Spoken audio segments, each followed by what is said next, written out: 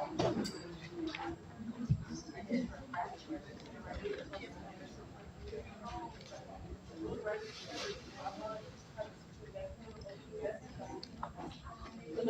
I'm this is no one is sitting here. There's one seat right here. Is that although it's still seats over there? They're right. I think they're all taken. Taking are these seats taken right here? Okay, okay. All those are taken? Okay, there's a seat right here. There's a seat there. Yeah, that's those seats. This one's not right here. This one.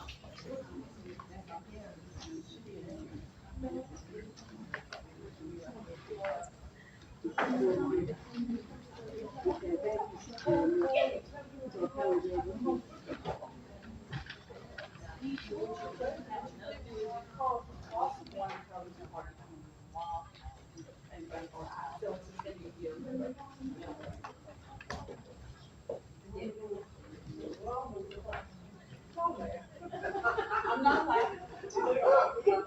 If we laugh, yes. Oh.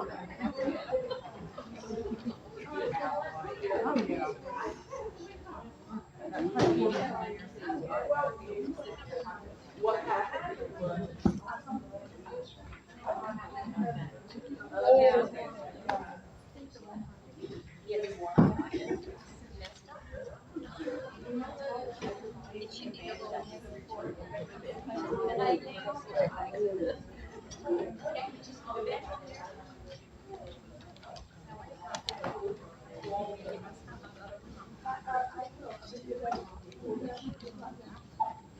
It's recording already.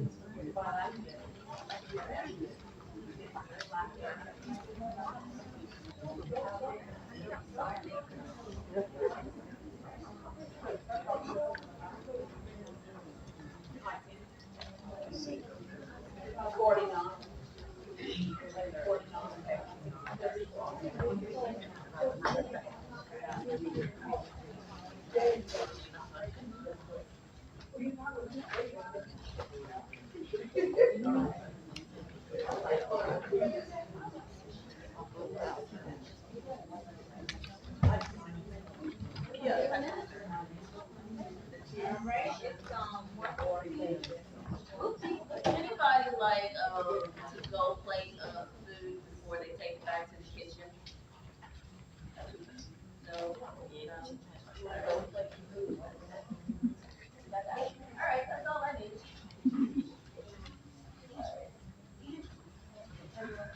Good afternoon, everybody.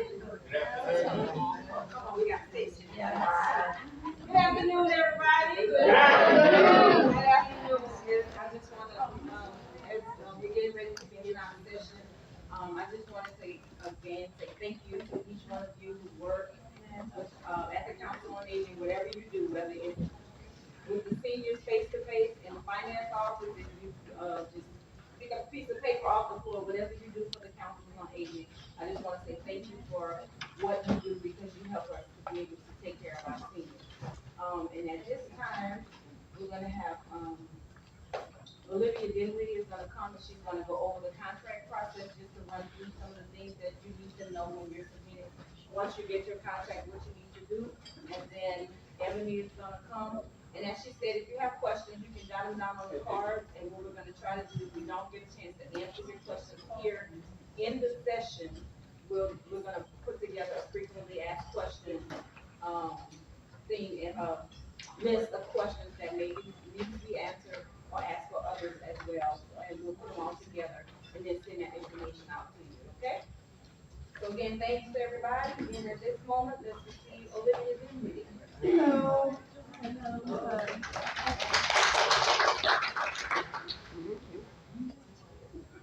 Okay, can everybody hear me? Everybody see me? No. Okay. My name is Olivia Dinwiddie. I'm at the Knock Down Director. I do your contracts. At this point, as some of you all have either talked to me on the phone or you have received an email from me. So we're going to go over the contract process as a whole. We have a lot of new directors this year. We have a lot of seasoned directors, and you guys just send stuff in. It's no problem. So So today we're just gonna pinpoint a few things that we need to be reminded of, a few changes, with one particular contract that we have. So we'll go ahead and get started. And like I said, we're gonna get started.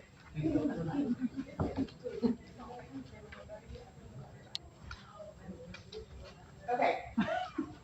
So one thing to remember, by the time you get your contract, this isn't even all of the steps. There's a lot of pre-work that goes into the creation of your contract. So when your contract is sent to you, there's steps that has to go through in order for you to receive your funds.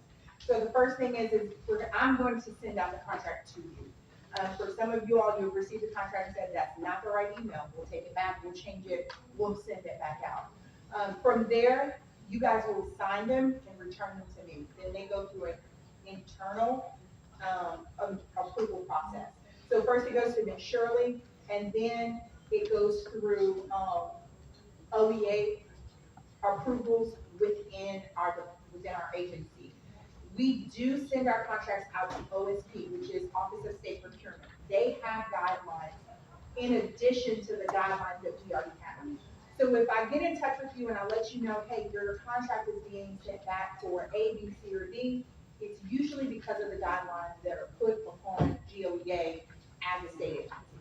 So once it goes through and it's approved by OSP, then we go ahead and we do the purchase orders for you all to actually receive your funds. That purchase order also has to be approved. That will take 2 to 3 days, depending on logistics, and then your funds can be released. So when you're getting your contracts and you're seeing in your emails that there's a due date, it is really important that we try and stick to those due dates as best as possible. And we'll get to that in a few more moments. All right. There we go. All right, so just general contract information. A lot of you all will have your schedule of funding that'll go through. That's gonna allow you to just kind of maneuver money and move money from line item to line item. Ebony is gonna get into that a little bit more. So just be mindful of that. That is just another step in your process. That is not an end all be all. This thing is not working with me today. This is our new updated information. So for those of you who have MIPA contracts, you know MIPA is a voluntary contract. We are putting a time frame on those contracts of 30 days. So a lot of you all, for those of you all, just raise your hand if you got a MIPA amendment from me last Monday.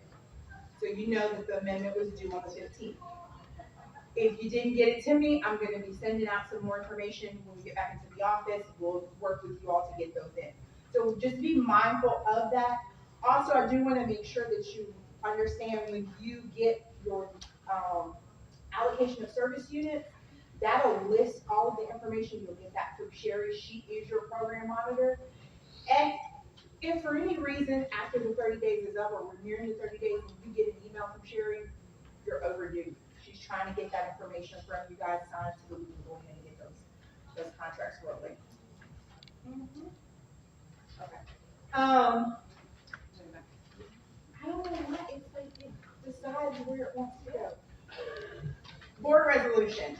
They are a necessary evil. I do not like board resolutions, but we have to do them. This is something else that is required by OSP. So your board resolution is good for 2 years. We want to make sure that we're not including unnecessary information within the board resolution, which would mean that I cannot use them for 2 years, which in turn gives you guys more work to do, which we don't want to do. So let's try and refrain from including information such as the contract name. So if you are turning in your PCOA, don't put that this is a board resolution for your PCOA contract. That limits what other contract you can use it for. If you have PCOA, MIPA, Title III, I can only use that board resolution for your PCOA. So then you have to go back to your board, get another resolution signed, and we have to do it all over again. Again, that's double working, you guys. That's not our intent. So just some examples. If you look here at the first one, it has a specific amount. So it'll say PCOA for this fiscal year for this amount. I can only use it for that contract. You don't want to do that. We don't want to put specific dates either. Again, that limits how long you can utilize that board resolution.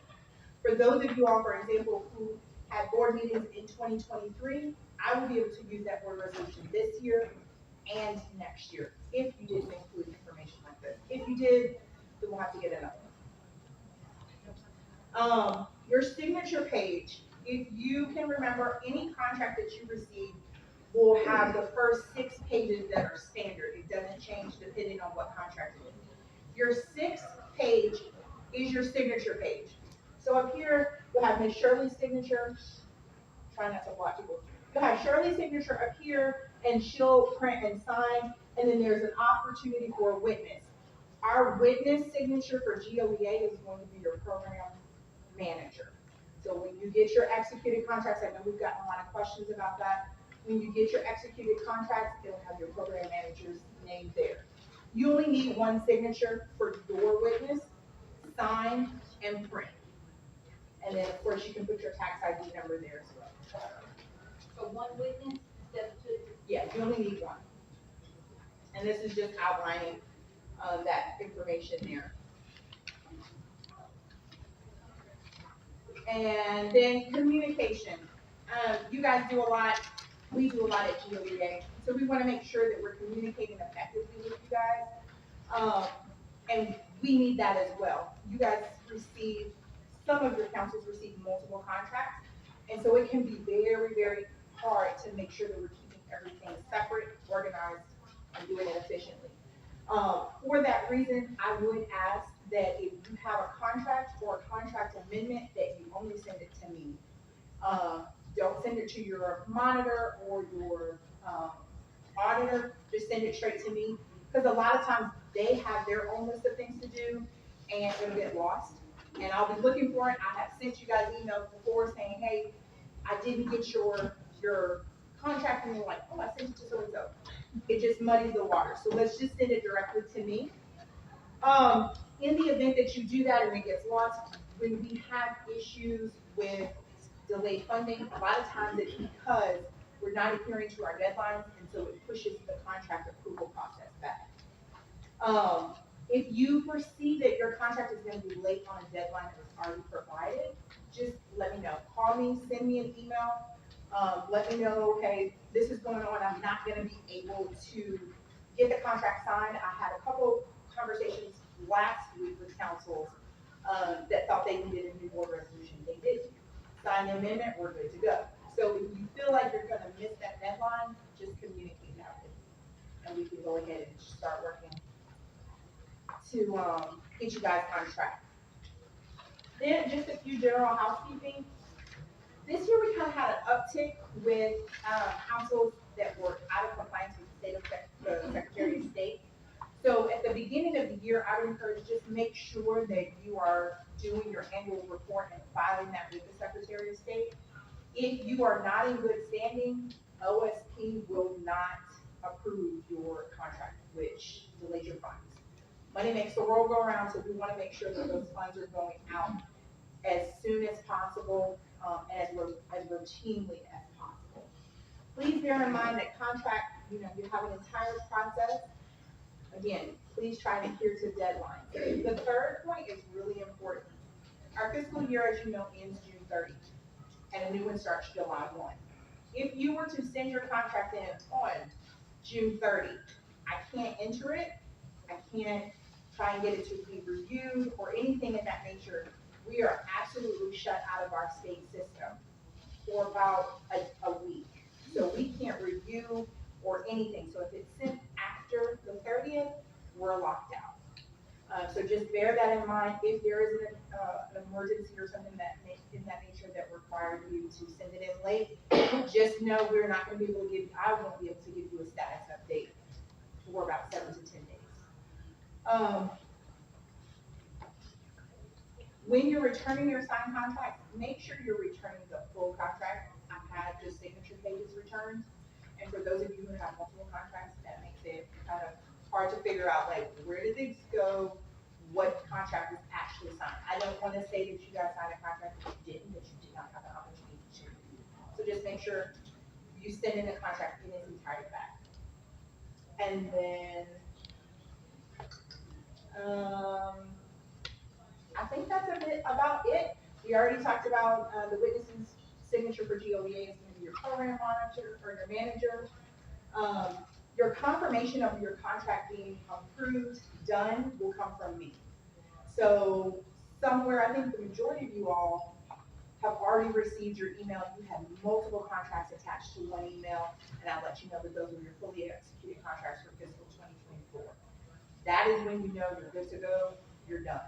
If you have any contract questions, in regards to how much, what were the dates, or anything like that, if you lose a copy of your contract, you can contact me with that as well.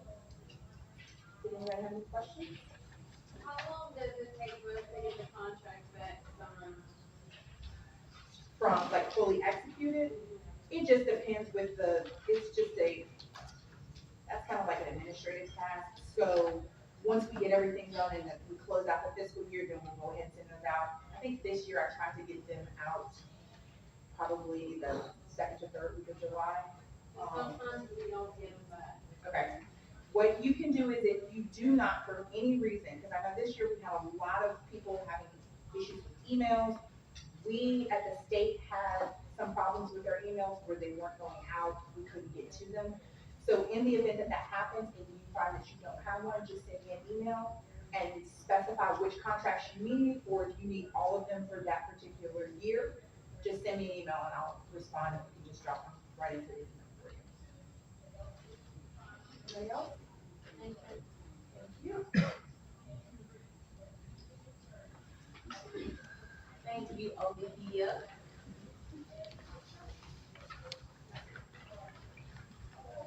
Question. You said when you feel like it's like agency contract, it's in between the 30th and the 10th. Is there a date before that that's, you know, like a more acceptable date to send it so that you don't run into that? Yes, so when you get your contract, I will put a due date in that email. I send all contracts via email, and I usually will let you know, like, hey, this contract is due by this day.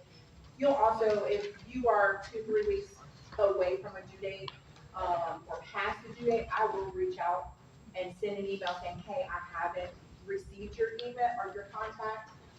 But I do know sometimes we have complications, and so they're like coming in 2 wheels hot, and if they're sent on the 30th, like the state shuts us down.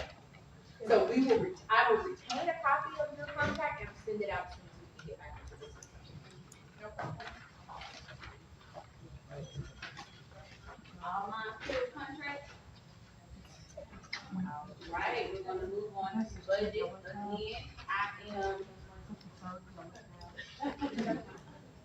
Oh, did everyone sign the sign-in sheet? Oh, no. While they're being passed around, I am Ebony Green. I am the audit supervisor for the Governor's Office of Government Affairs. Just in case you missed the staff, there's Program Auditor Crystal Bob, Program Auditor Robin Peru, and Program Auditor Denise White. Denise is new, and she has, blended in right on with very well. I'm not gonna use this little thing because, it ain't letting me break, so.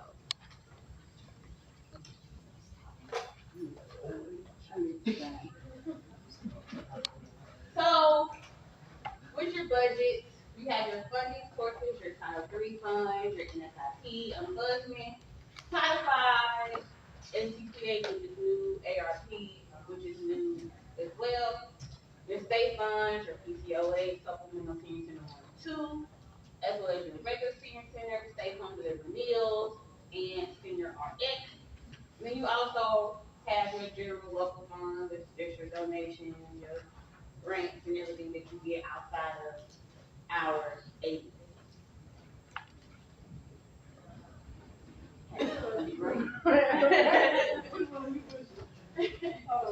In the inner. Oh, I want to cheer. All right.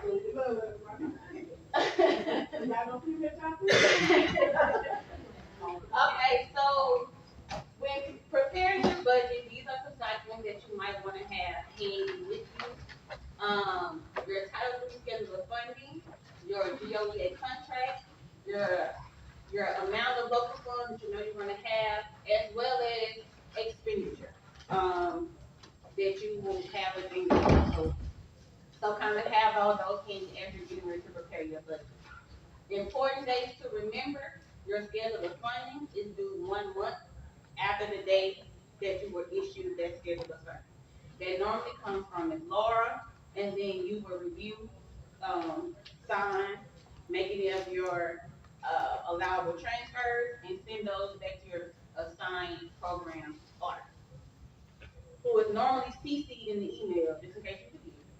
They're normally CC'd in the email they sent from Ms. Laura. Dates to remember, original budgets are due June 1st. Revised budgets are due April 30th. Try your best to have those to us on time.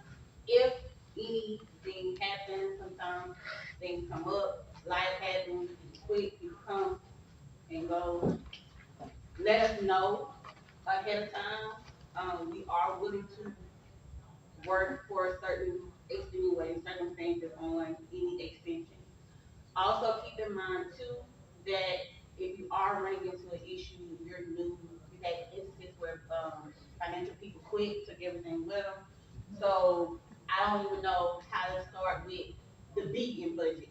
You can always reach out to your program auditor, who will then relay the message to me, and we will devise a plan to get it to where you can get it to us in a manner, in a timely manner.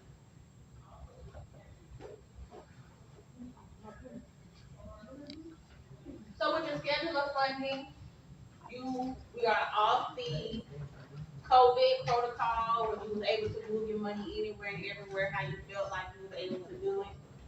We are back on the regular, meaning that you can only transfer up to 30% of the funds between Title 3B and Title 3C. That's 30% between Title 3B and Title 3C. And then 40%, you can transfer 40% up to 40% of funds between Title 3C1 and 3C2. You cannot move anything between D, between E, none of that. Only what's on here is what you're allowed to show as far as transfers between your Title 3 funding or these transfers. You also have your state home delivery meals. They must be transferred to Title 3C2. State homemaker and state transportation must be transferred to Title 3B. Everybody clear with that? So when preparing your budget again, you will need to have your schedule of funding with you and handy. Your schedule of funding, here's a photocopy of for those who just don't know. These amounts right here will show your contract, well, your title, your amount, state transportation, state meals. I'm sorry, it's not showing up on here. This box right here is where you will show your transfer. When you pass this back to your auditor, they review that to make sure you're within compliance of that 30% between 3B and 3C, and that 40% between C1 and C2. And then make sure that you have your proper allocation of your state meals.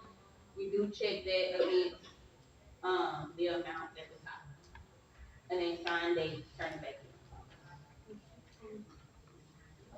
in. All right, preparing the budget.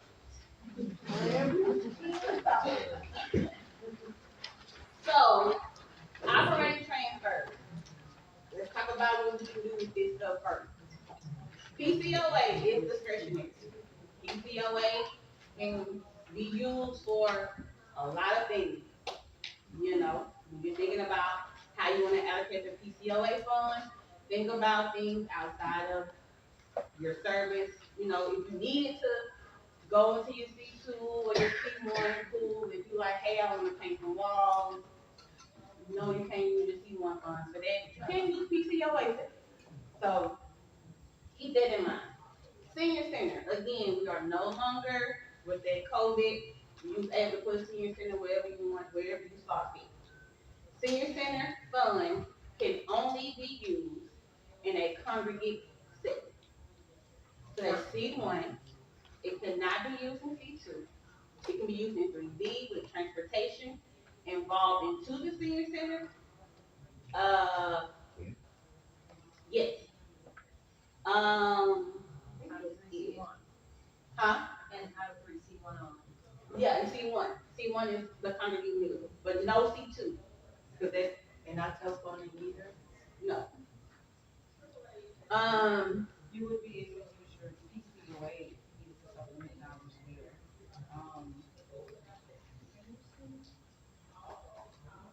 has to be the congregate. Yeah, congregate. So when you're thinking about your budget and you're thinking about how you can allocate those senior center funds, think about those services that you offer when they're congregating together. Think about that when you're thinking about your senior center fund, as well as your supplemental senior center funds as well. Yes, ma'am. Also remember your senior center fund can be used to take care of costs to run your senior center. So if you're paying a light bill or something like that, insurance, whatever, you can use your senior center money for purposes of taking care of the senior. What about elected person? Can we say that one time we use that? He's cleaning the senior center, so you're using a portion of that. Maintenance on the senior center. So you changed it, but supplemental is the same thing? Yes. Yes. The supplementals apply the same way as your senior center. Okay. Your program income transfers, program income are derived from the Title III program, and they cannot be transferred where they're received. Let me back up. Program income is income or contributions that you receive from your customers, your clients, within the service that they have need. So when you have your C2 meal, however often you have them, once a week, twice a week, once a month, whatever, any contributions from that will be in that particular program. And you can't say, well, I got 2,000 over here in C2, but I only got 200 over here in 3B. Let me move 1,000 of that. Can't do that. So if you feeling like the contributions is a little low in your 3B services, you know, I don't know, maybe talk to your employees like, hey, let's see, we need to smile a little more or something to get these people to give us a little more money, you know, whatever you need to do in-house, but, you know, don't solicit it, like, hey, I picked you up today on time. You know what I'm saying? You can't do that. But you may be like, hey, nice to see you again, Miss Ethel. Come on in. She like, you know what, you was like 2 times this week. So you can do it like that. But again, you cannot move those funds into. Do we have to get permission from our AAA to transfer the C1 to C2 funds? You can't do it at all. See, what this. And it's right there. Oh. You have to get permission to do that. Okay. And C1 income can be transferred to 3B to pay for transportation of participants to meal. So a waiver is different from transferring the program income from one program to another. So you just be transferring the program income so that you can use that fund, because those funds in another program, or use it within the program and to do a waiver, and maybe requesting to either exceed services, or if you know that you're not gonna meet whatever the criteria is. It's a little different for the COA, because it's held at the AAA level, but, in the case where it's a AAA, a single parish, I'll say it that way, a single parish council, if they're not going to meet, or exceed, should I say, a particular service that's like there's a maximum in some of the areas. So if they exceed that, then they have to either ask for a waiver, or we have to use local funds to supplement their services. I hope that makes sense.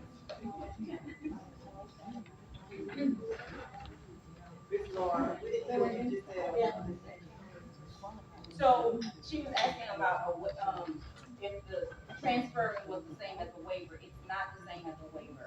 was just letting her know, the transfer, you're gonna use those funds, like, if you do the transfer between C1 and C2, you're gonna use those funds to offset the cost of whatever program you're switching it to. A waiver is in a case where you may exceed the maximum or um, underserved with the minimum, and that usually occurs in 3E only. For the most part, it's usually in 3E. And in that case, you would need to contact your program monitor in regards to having a waiver. Did I answer your question? Okay. And that's mainly for the single parish AAAs that usually applies to. But you would have to contact the program monitor for that, and the COAs, those that are under a multi, you would need to talk with your AAA. All right. Probably one of your most important documents in your budget is your cost allocation plan. Some people feel that doing their cost allocation plan first is beneficial for them. Some people feel like the worksheet one, doing that first is beneficial for them because the cost allocation and the worksheet one pretty much, or the worksheet two, have the same information. When doing your budget, make sure that your cost allocation plan as well as your worksheet mirror each other. So, starting with your line item expenditures and budget amounts. You have your personnel, fringe, travel, operating services, operating supplies, other costs, capital outlay. Keeping in mind that, again, your categories is everything that you have up under that category, make that it is transferring over to your worksheet as well. We do look at that. The next slide. So we're getting to your direct and indirect costs. Your direct cost is a cost that's directly related to a particular program. So your transportation people may hit 3B, maybe 3B and C2. Your meals will be hitting C1 and C2. Your if you're doing something dealing with wellness, that's hitting 3D. So make sure that whatever line item that you have and whatever program is directed to, make sure that you're allocating their costs between those different programs. Indirect means it can affect anything. If it's a custodian who clean everything, he cleaning the senior center, he cleaning your office space, he ain't just got one thing that he's hitting on, then that's something that you could have indirect. If you got a lot of local dollars and you want to bless your staff with uniforms, it's just best to indirect that with your local. We did have an instance, and I want to bring it up. We did have an instance where council allocated a small percentage indirect to a particular service. We got an explanation, which we'll get to the justification page a little further into the budget. That the reason why they put that direct percentage in there is because those particular uniforms went to that particular service site. But they didn't use the actual money. They just saying, hey, we bought these transportation drivers in 3D, so that's why we put that on there, but it's not what we use to pay the money. To determine what's direct or indirect, is the cost directly related to a program or providing a particular service, and it's the basis for allocating the obvious or easily established. If you're splitting between direct and indirect, keep in mind that that needs to be 100%. We look at that too. And I know, sometimes you manipulate your, not manipulate, that's a good word, but you use formulas to kind of help your budget flow, but keep in mind that formulas do mess up. So you may think that you have your direct and indirect at 100%, it gets to us, y'all at 110. I don't know how it happens, but it gets to us, y'all at 110. So keep in mind with, maybe a second set of eyes or whatever, making sure that those equal 100%. Direct to program. So when you are directly allocating a cost to a specific item, then you then have to show us where those direct costs are going. Like I said, if you do transportation drivers, most of the time they are 100% direct, but they may be 25% 3B and 75% 75% C2. Again, it's tailored to you all. There's no one end all be all on how y'all transportation drivers work. But when you're thinking about that, thinking about making sure that you're showing us, hey, this particular person, this is where they're going to consider people, direct, making sure that you're hitting the right program with that. And as well, making sure that once you break out those direct allocations, that it equals 100%. Again, we do look at that, and again, we do questions. So again, if you're using preset formulas, make sure that your formulas are tallying the proper percentages. Even giving a little leeway with decimals. Some people stop at 2, some people go all the way like 3.14, whatever. Keep going. Direct to service. So must show percentage allocated to all services within the program. So if there's a driver, if you just put drivers on that under personnel, they're 100% direct. Then you go 25% 3B. I'm sorry. 25% 3B, 75% C2. Direct to service, you will show 25% transportation 3B and 75%. That is messing me up right now. 75% C2 meal driver. So that will go there. Again, you have to go a little bit more into the detail. I'm using something that I know off the top of my head with transportation. Basis used to allocate. So we love using that, calculated hours or the general thing that most people say. Whatever. Basis used to allocate. Please start putting in there your process of how you determine how you allocated those costs to each particular item.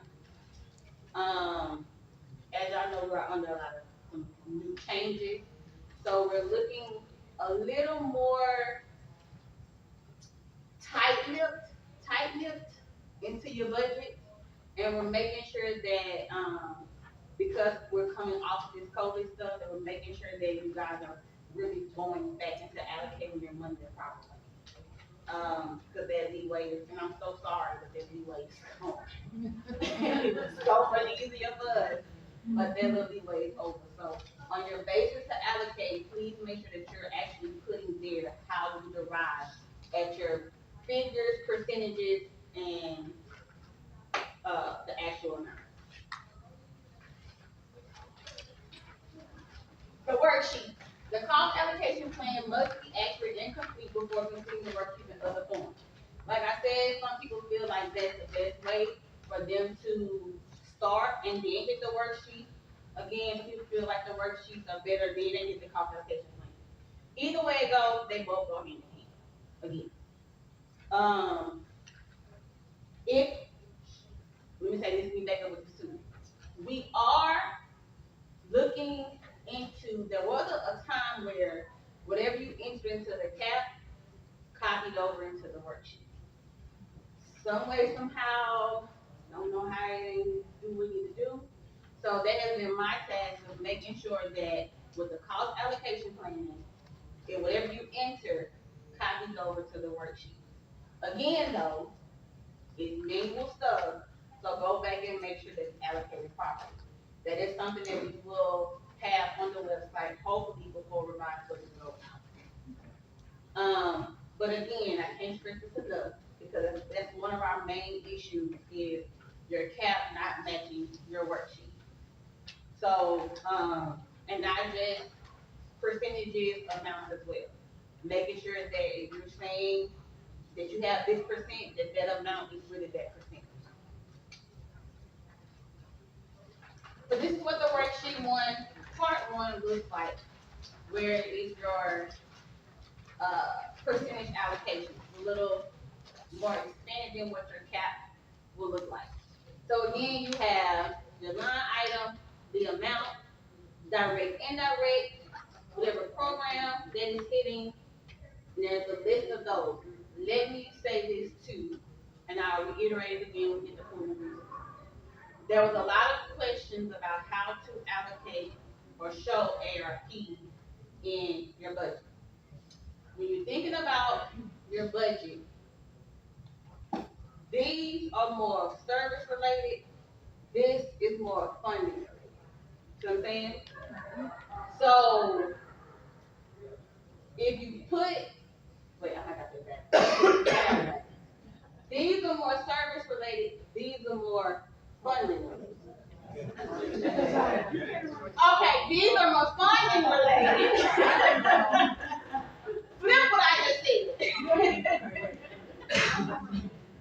So, right, that's right. These are more service related. So, ARP is a source of funding. It's not a service. So, huh? I do. Too much left. So if you show, when you show your ARP, your pool of resources, it's gonna go in a column. Some people are trying to put the ARP, will say, oh, I can put a percentage of what my ARP funds are gonna be on this worksheet. You don't have to do that, because you're already showing that in your pool. So you don't necessarily have to, I know there was some confusion back and forth. We covered this right before we came here. You don't necessarily have to add a column up here showing, well, of this particular, whatever, this travel for transportation, ARP, we put in, that's already included. So, well, we're already included. Am I making sense? If I'm not, let me know. Okay, I'm sorry, Uh-huh. I'm probably stupid. So instead of putting like 3D, 3E, and then having another column for ARP, you're saying don't do that? No, it'll be included in this amount. It should be included whatever your annual budget amount. Whether it's in just one salary or whatever, well, I'm just saying salary, it's not, but like you said, travel. You will see Yeah. travel, you're not gonna see it identified there either though. It's just gonna be Because it'll be part of the identified budget. here. So it's a funding source. It's not necessarily an actual service program. Yes, it's broken apart on your pooling page on based off your contract. But you don't have to show it throughout the budget broken out. If that makes sense. Right, we'll get that. But on the budget, oh, y'all here? Yes, ma'am. Okay, Ebony, if you don't show something on worksheet one, It's not gonna balance. how, it's not gonna balance. If you don't come on the. I mean, if you're saying put it in salaries, I mean, in that column, Mm-hmm. okay, but if you don't show it as something, somewhere, maybe down in direct or whatever, you won't have that amount in your budget. So. It's gonna be the program that it's in. So you don't have to go, like, let's say you using all your 3B art money.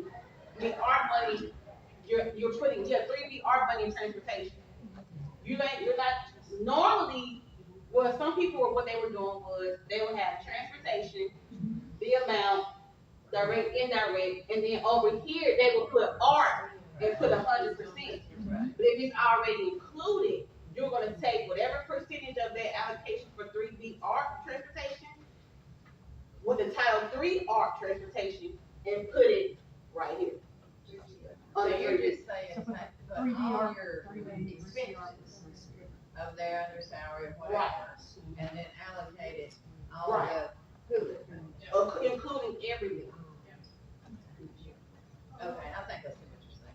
You sure? Yeah, I think I am, because, okay, if you put that in salaries, but you're still having to allocate it, actually, where you're gonna put it before you do it. See what I'm saying? Okay, what I'm saying is, okay, let me think about this just a minute. All the funding is on, all the funding is in Yeah. 3B. Right, On the pooling page, you're gonna separate out.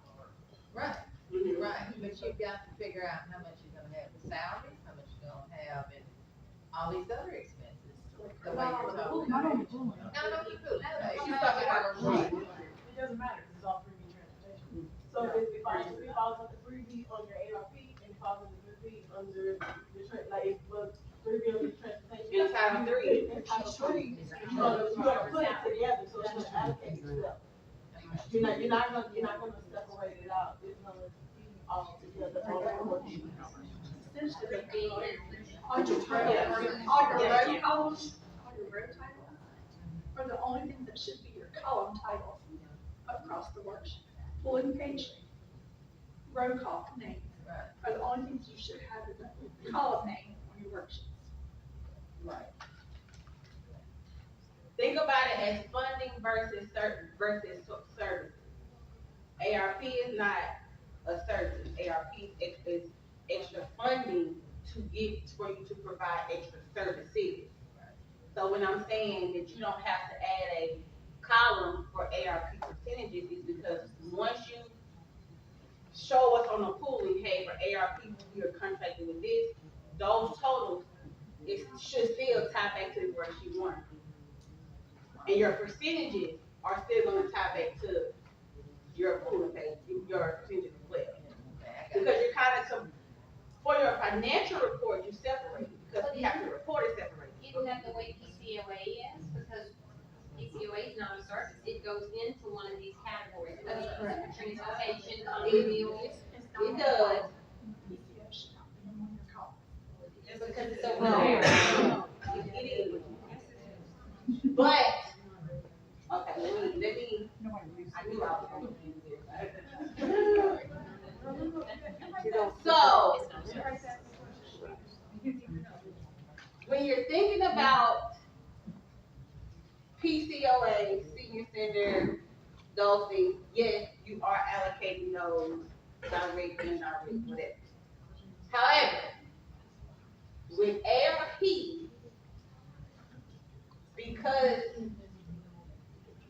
it's an extension, is why you don't necessarily have to show a whole nother set of Title III ARP, B, C, D. You can all group them together. Still not ringing? You're still keeping track of whether it's ARP or if it's Right. regular Title III on your, Right. in your supplemental. I use my PCOA to supplement, say, Concord Meals or Homemaker, and I stick it in 3B. Yeah. Why would it have a column over there when I'm putting it into 3B? I'll make a salary. So when you do yours, when you show us on your pooling of resources, you're telling us where you're putting your PCOA dollars. It's going into your 3B. So you won't have to put it, you don't have to put it in there. Okay. You don't have to put it on there because you're telling us where you're putting your, where you're putting your PCOA dollars. So you don't have a PCOA column title, then on that financial that says, PCOA discretionary, expenses, you wouldn't have anything in there. Right. But because you have the discretionary expenses on your financial, that, anything that you have into that, road on your financial would be what would be, you're allocating on your worksheet. Does that make sense? Even more money. The good news is we ain't gonna have ARP heading no more next year. On that note, just make sure you put in your ARP.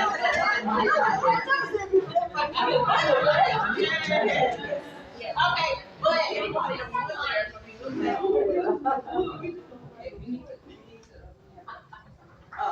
So, if it's not clear, again, like I said, we will be here from 4 to 5. If you need to elaborate even more or help unmuddy your mind, we'll be here in this room from 4 to 5. And then I'll run it back again tomorrow. So you can come back or if somebody else that can hear, um, you're free to come back. Part 2 is the amount. Again, like I said with the worksheet,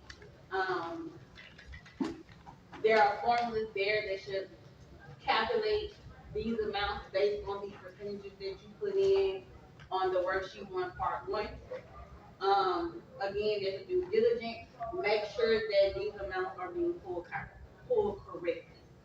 If not, it'll mess up the total, mess up everything, and then you're gonna get Denise and Robin and Chris will send you a lovely letter with 50 million items on there. You're gonna be like, who wants to look at this? So,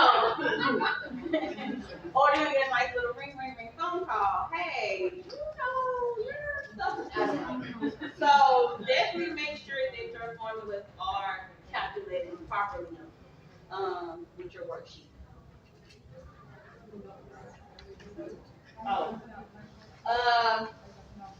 The worksheet 1, part 2 distributes the direct and indirect costs by program. No entry required, which again is talking about the formulas. So make sure that your formulas are fully correct.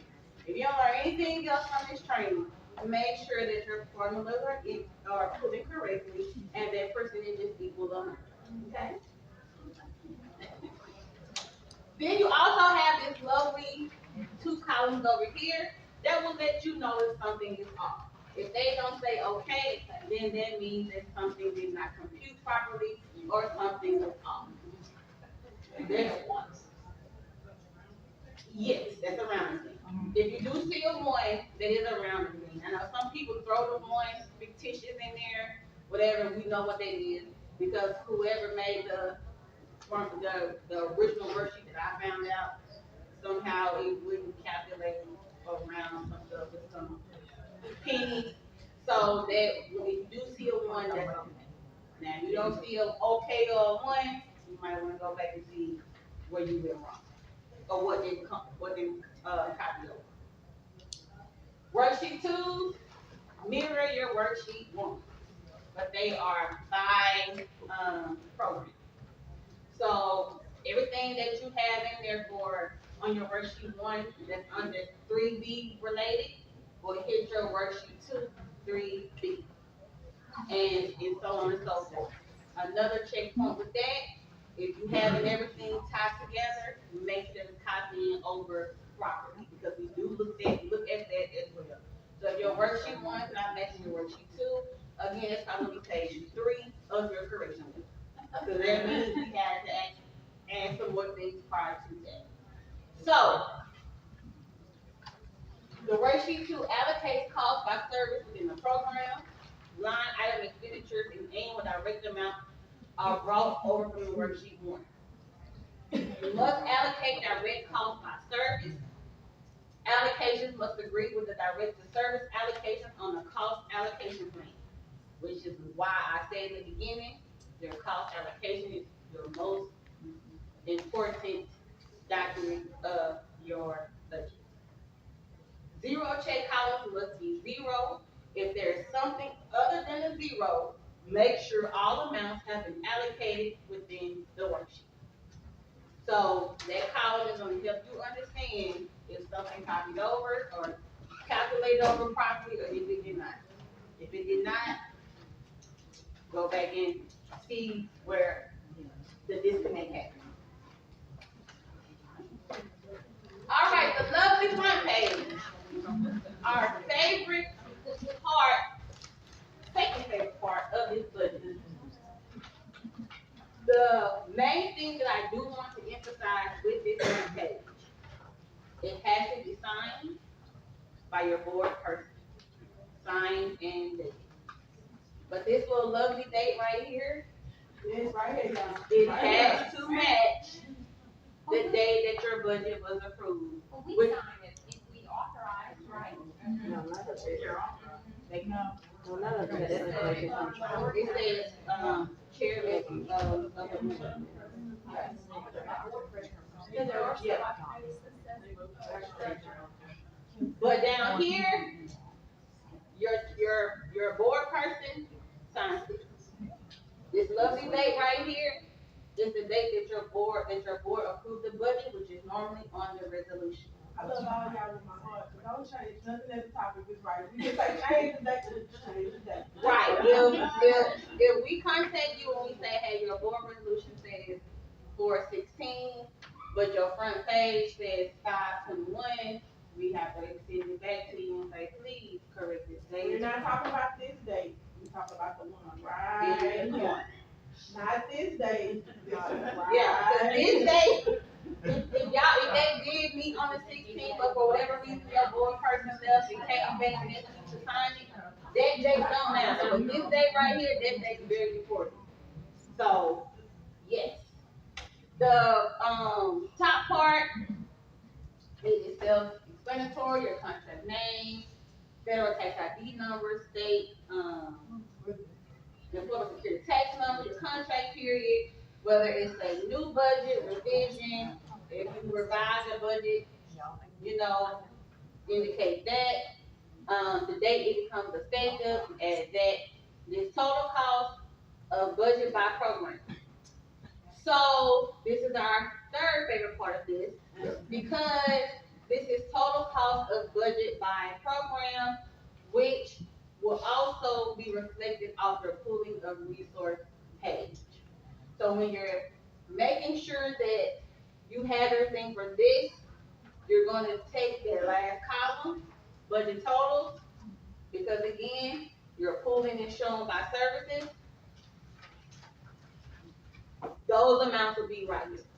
So if your auditor sends you a lovely email, letter, phone call, maybe everything else is perfect for this page, and I want to go ahead and pass it to Ebony because she got to do her due diligence. If we have a question, because I know I'm going back on this, it says signed by the board president, okay, but this will eventually change after this contract is done to a new board president. That person might not be president that budget year.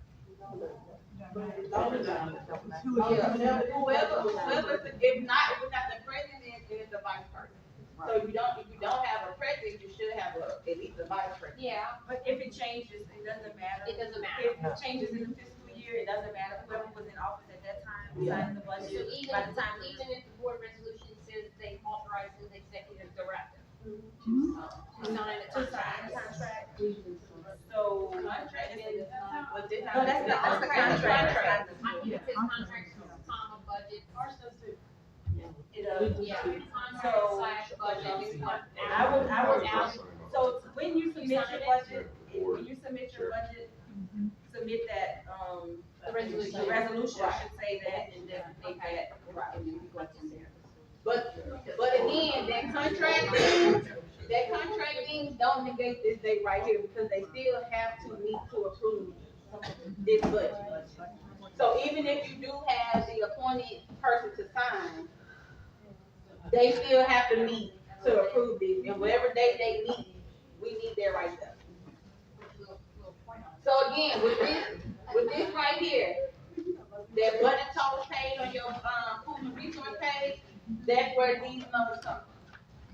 So if they emailing you saying, hey, if they say your front page don't match your pool and resources, that's what they're talking about. So when we do a revision, you want the revision. Yes, so they should be meeting to approve your original and your revised. Board resolution.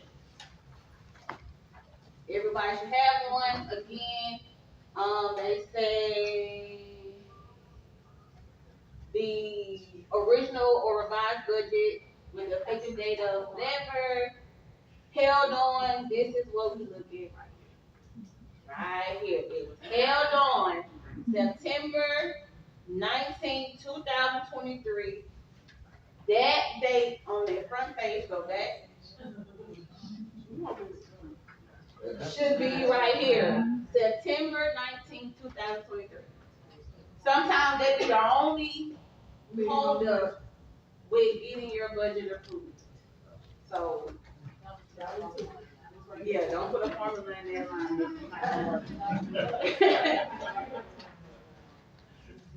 Oh, okay. Yeah. Just make sure everything on this page is right. Pulling page. So again, this right here is what we tie to your front page. All right. So right here you have your programs, support services, hungry meals, home delivered, health, caregiver, ombudsman, senior center. We don't do audit no more, so just don't put like that's not there. Other non-totals. So here is your GOEA contract amount. So with this too, we have situations where your contract amount that you put on here do not match what we have here. Now, if an amended contract go out and you say, we got this, cool, we'll verify and we all good. If it's all the way off, so make sure that you are inputting your proper contract amount here. Program income, allocate that as you fit. NSIP, we compare that against contract. So you may get a lovely email from one of your auditors saying, hey, your NSIP amount on here don't match your contract. Please review and correct. Again, there's a situation where you said, hey, we got an amendment, which normally we would know, but in case we don't know, just shoot them the amended paper saying, hey, this person got additional fund. If it ties back, you let it go. PCOA, again, it's discretionary. So if you are allocating funds in between any of these services, it'll show in this column right here. But this column down here should equal your total PCOA amount. If it's not, you're gonna be like, wait a minute, something's not right. You got some money here, or you owe us some money because you got extra PCOA money. Supplemental senior center. Some of y'all combine that with your regular senior center. Some of y'all separate it out. If we can, I don't care about that. So you include all of it in one. Just make sure that your totals match out. And if it don't, like I said, it'll be in your lovely 13-page letter. All this your local money, whatever. Transfers, we are going back and looking into those. Again, with COVID, y'all was able to move money all up and through here. But we make sure any transfers that you show in this column are allowable transfers. If it's not, it'll be part of your 4-page letter from your auditor saying, hey, you have a transfer from 3E to 3B that is not allowed. Please review your budget and make those corrections. Your totals down here and your totals over here should equal. Meaning that GOEA contract, all this totaled up should be right here. We do check totals to make sure that, we ain't missing nothing or something's over allocated. Same over here. Again, these lovely numbers over here will be your your front page amount. I have a quick question on that, I'm sorry. And mostly we ran into it with ARP. End of 2023, we had, let's say, an extra 1,000 in 3D that we had not spent yet. We never listed it this year. So our funding on the budget totals for the expenses were gonna be 1,000 less than what we had in our pooling of resources. And I know that's probably gonna happen in this next year with the, for year in 2024, things you spent 2023. Well, the thing with ARP is cumulative. Right. So even though you had that $1,000 that you didn't spend for the previous year, right, it should be shown in your carry forward amount. So if whoever your auditor is, looking at your pooling page and say, okay, this contract is off, then she'll go back and compare whatever your carryover amount was and make sure that those match. Okay, so what confused me so that we just would not include that carryover in Yes. our sources of funding for this year? Yes, you will. Okay, you will, so at the end of the page, you get to the end of, 3B, or 3D, I'm sorry. We have an extra 1,000 in our resources that's not gonna match that worksheet one, that's not gonna match that front But if page. you're planning to spend it, you're budgeting, Right. so is it budgeted to spend? In 2024, this is like, so this is when we were into more in 2023, which said it's cumulative. So we probably have some of the opposite, money got spent in 2023, but the funding shows up in 2024. So, I think that's where I'm getting confused, because we've got this like 3-year thing and they're not all matching. So I know we had a lot of trouble with 2023.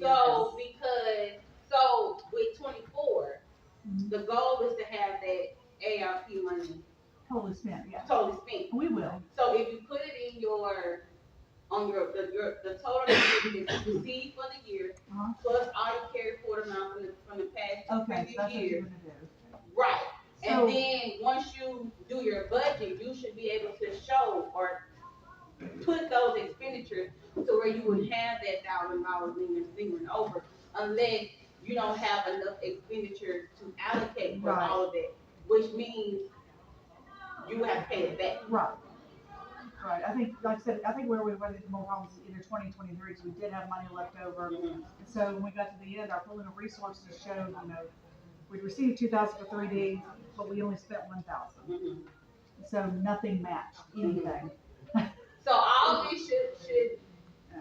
come full circle with this fiscal Yeah, with year. this year, okay, so that's just Because- gonna ride out, 'cause I know that came up in our letter. Mhm. Like, hey, this doesn't match this, I'm like, but it will never match that because we got this funding that we can't spend on this year. And the thing with the pooling page for this past fiscal year 23 Uh-huh, was a lot of people either because of that payment that was received in July, right, some people included it in their 23 as we gonna get it anyway, and then some people did not.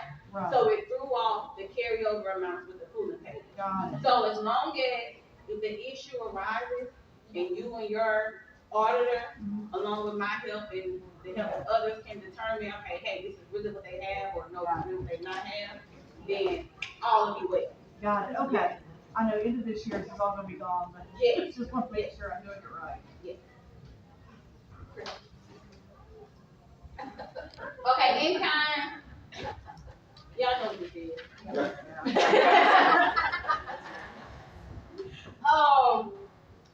The main thing with this page is we compare this page to your exhibit 1. So anything that you throw on this page, you need to make sure that you include it in your exhibit 1 under the respective service. Yes, ma'am. Okay. You rolling. Capital outlay, this page is important as well. Make sure you include equipment, renovation, check for allocation, for the proper calculation, and that if you have capital outlay here, it should be on your worksheet 1 as well. Program budget category summary. This is what's pulled from your worksheet sub, because your worksheet 1 and worksheet 2 should match. So that means that this should match your worksheet 1 and worksheet 2. We compare that, so if they say, hey, this is not right, that means something. If you have calculations here that's linked, something pull over, go back and see where it went wrong, or manually correct this in the back.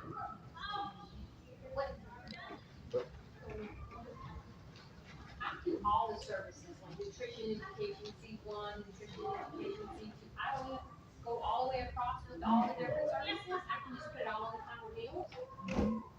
Yeah. Oh, Okay. this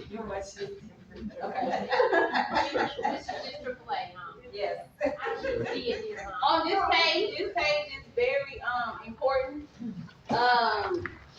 Anything that you put in capital outlay, any outstanding or there's something that's like, hey, it's a little different, or hey, like I said, with uniform, you technically can't use your Title III money for uniform, but you're like, hey, we got local money, but on my budget it shows that I used the funds for that, but I really didn't.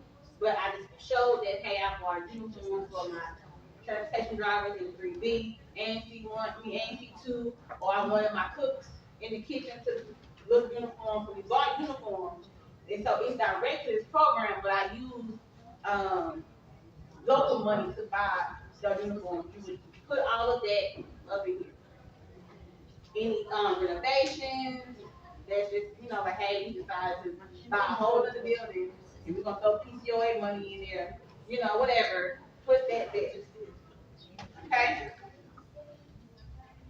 Right here, if you are having a service that you get a subcontractor for, indicate that here on this page with the X.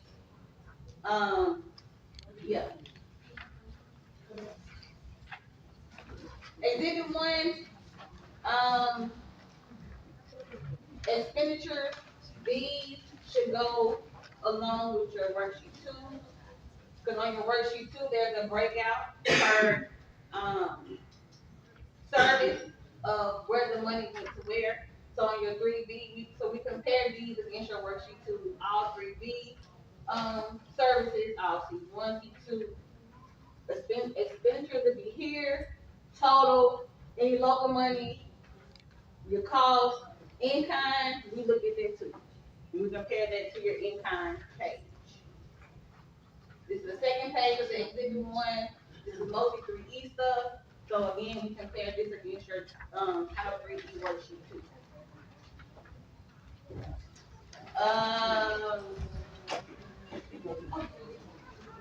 Exhibit 2, you send this to HCBS, also send it to us as well. So make sure that this and the exhibit 1, they're all, y'all see now all these pages tied in together. Oh, yeah. But the checklist, the main thing with this is we compare these, your priority service amounts against your schedule of funding.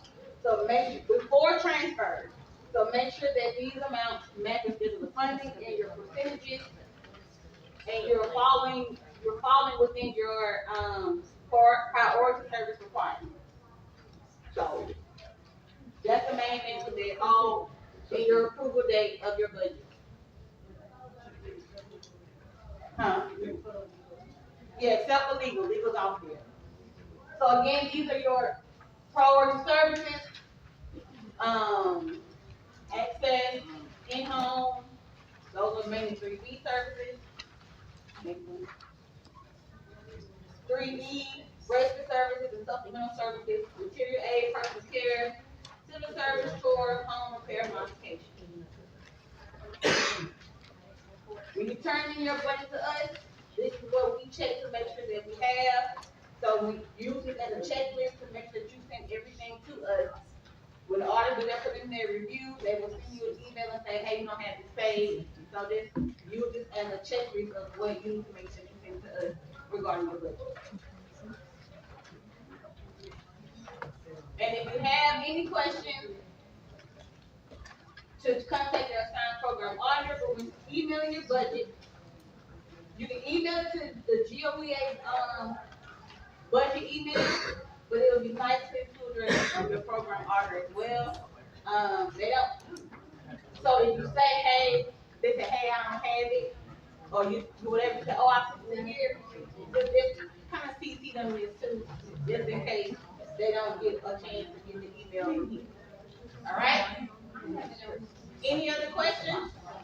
Excuse me, everyone.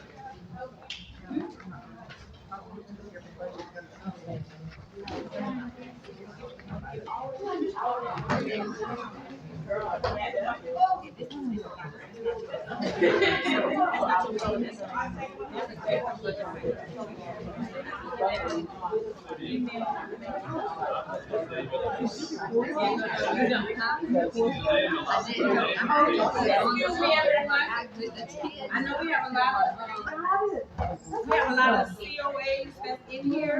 This is not the budget package that you submit to us.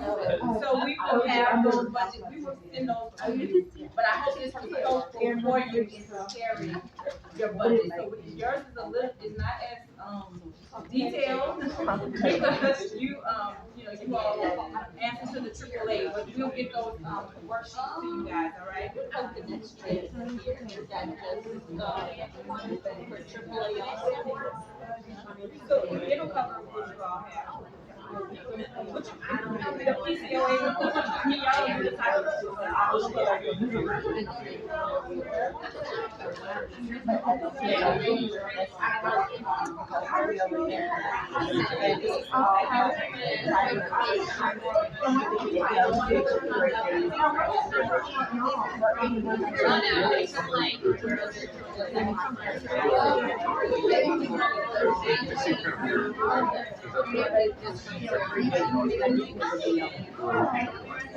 Yeah.